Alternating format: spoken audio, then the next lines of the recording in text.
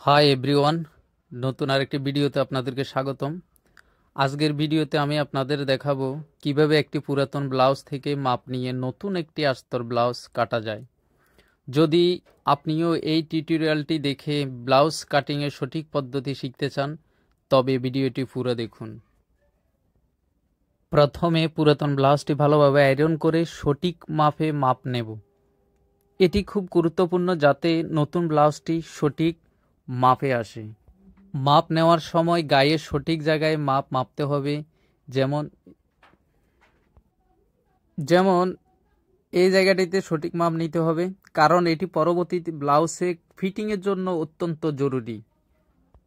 এখন ব্লাউজের প্যাটার্ন অনুযায়ী আস্তর ব্লাউজের কাটিং শুরু করা হবে। মনোযোগ দিয়ে দেখুন যাতে আপনার সেলাইটা সঠিক হয়। আশা করি ভিডিওটি দেখে আপনারা সহজে ব্লাউজ কাটিং করতে পারবেন। যদি আপনার কোনো প্রশ্ন থাকে তাহলে কমেন্টে লিখুন। যদি ভিডিওটি ভালো লাগে তাহলে অবশ্যই চ্যানেলটি সাবস্ক্রাইব করে দিবেন। লম্বা 14.5। এখন এটা পুরো খুলে নেব। বুতামের দেখুন, এই যে বুতামের এপাশ থেকে বডির মাপটা হবে, এটা হলো যে সঠিক এবং সহজ পদ্ধতি। তাহলে আপনার ফিটিং আর কোনো সমস্যা হবে না। এভাবে এটাকে চতুর্দিকে ফিতাটাকে ঘুরিয়ে নিয়ে এসে এখানে নিয়ে আসবে একদম শেষের দিকে। দেখুন, এটা হলো আমাদের 38 বডি। ঠিক আছে, তো এখন আমরা কোমরের দিকে মাপ নেব। কোমরের ঠিক একদম পুরোটা ধরে এখানে এনে এই বুতামের গোড়া বরাবর আমরা মাপ নিচ্ছি। কত পেয়েছি? 32। এখন ব্লাউজটিকে সোজাভাবে ধরব।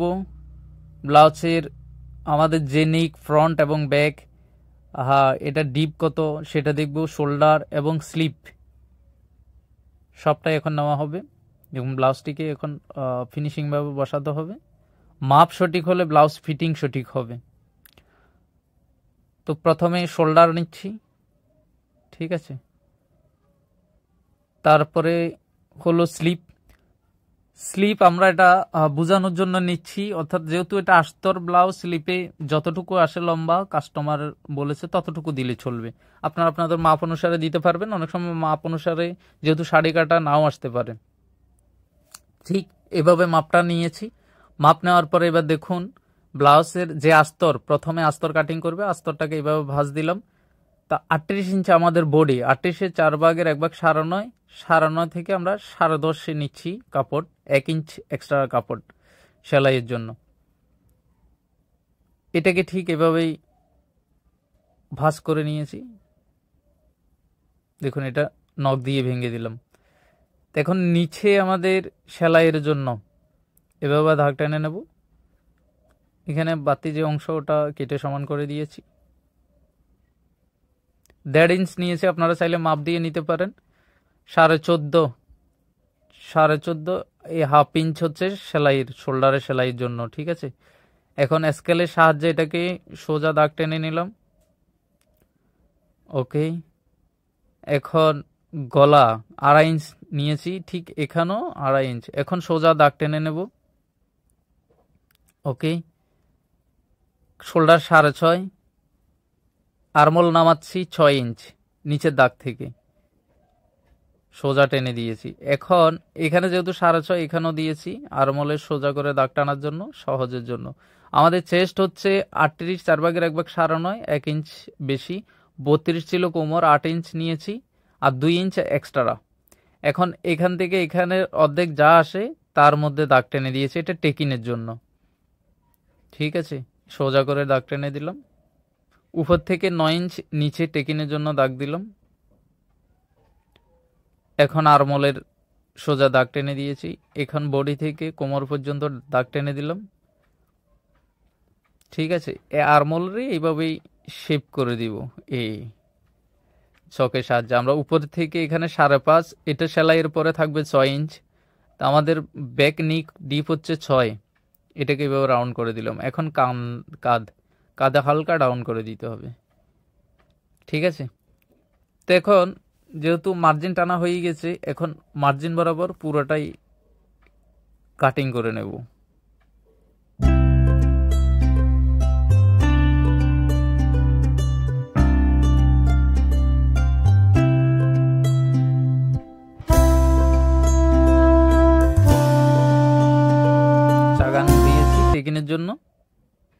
আমাদের ব্যাক পার্ট কাটিং কমপ্লিট হয়ে গেছে। এবার ফ্রন্ট পার্ট। ফ্রন্ট পার্ট আমরা এপাশ থেকে নেব। এই ফ্রন্ট পার্ট আমরা 4 ইঞ্চ কাপড় বাড়তি রেখেছি। ব্যাক পার্ট থেকে ফ্রন্ট পার্টের জন্য 4 ইঞ্চ কাপড় বেশি নিয়েছি, ঠিক আছে। এখন এখানে সোজা করে দাগ টেনে দিয়েছি। 1 ইঞ্চি উপরে একটা দাগ টানবেন, এটা হচ্ছে টেকিনের জন্য। এখানে আমরা 2 পয়েন্টে একটা দাগ টেনে দিচ্ছি। এটাকে এখন সোজা দাগ টেনে দেব। এটা হচ্ছে সরাসরি ব্লাউজের যে বুতাম পট্টি এবং কাজ পট্টির সরাসরির কাপড়। এটা যদি না দিই তাহলে আমাদের ব্যাক পার্টটা ফিটিং হয়ে যাবে। ওই ব্যাক পার্ট লুজ থাকবে, সামনের পার্ট ফিটিং থাকবে। দেখুন নিচের দাগ থেকে উপরের অংশে ব্লাউজটা বসানো হয়েছে এবং এই সরাসরির ব্যাপারটা দেখাই পুরাতন ব্লাউজে, তাহলে আপনাদের বুঝতে খুব সহজ হবে। দেখুন এটা বুতাম লাগালে যে সরাসরি, সেই সরাসরির কাপড়টা কিন্তু এখানে আমরা 2 পয়েন্টে রেখেছি, ঠিক আছে। এখানেও ঠিক 2 পয়েন্ট বেশি রাখবো। এটা টেকিনের জন্য চাইলে 1/2 ইঞ্চিও রাখতে পারেন, ঠিক আছে। এটাকে এখন সোজা করে দাগ টেনে দিয়েছি। এটা দেখেন টেকিনের জন্য এটা হলো এখন নিক হলো 5, 5.5 সামনের যে গলার ডিপ। এখন দাগ বরাবর কেটে দিচ্ছি।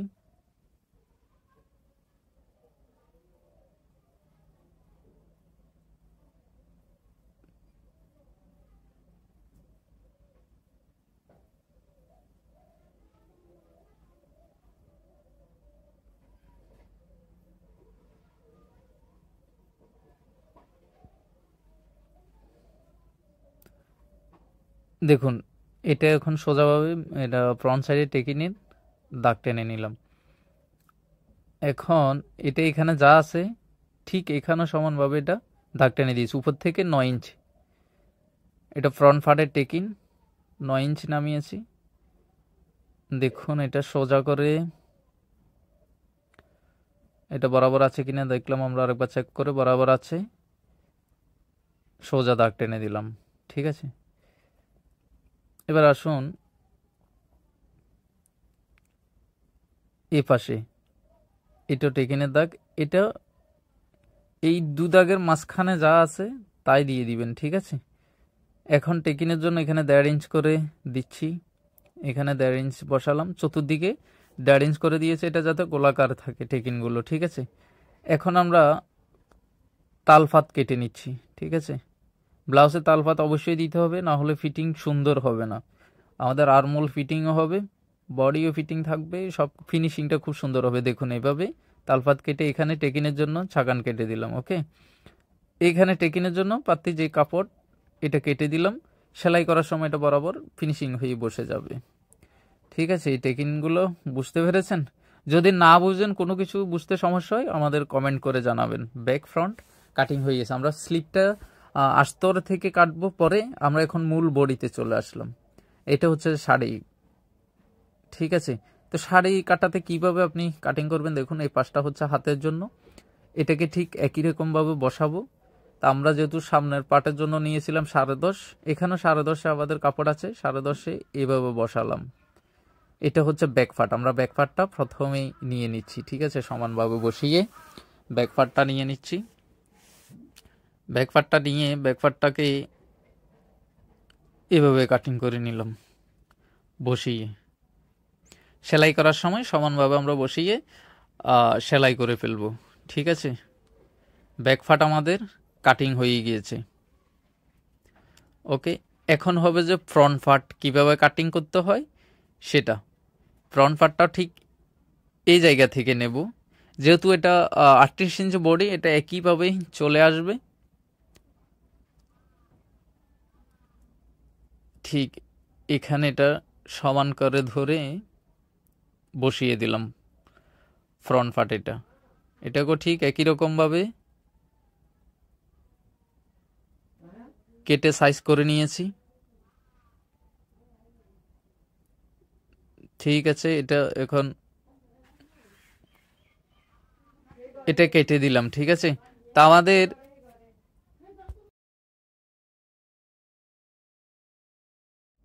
ফ্রন্ট পার্ট ব্যাক পার্ট দুটোই কাটিং হয়ে গিয়েছে। এখন হবে স্লিপ। স্লিপ মূল বডি কাটিং করব। এটাকে ভাঁজ করে নিয়েছি, দেখুন এখানে এটা হচ্ছে যে বটমের সেলাইয়ের জন্য দাগ টেনে দিলাম। আমাদের বটম হচ্ছে 5 ইঞ্চ, এক্সট্রা 1 ইঞ্চ বেশি নিচে এই দাগ থেকে। এটার লম্বা হচ্ছে 15 ইঞ্চ।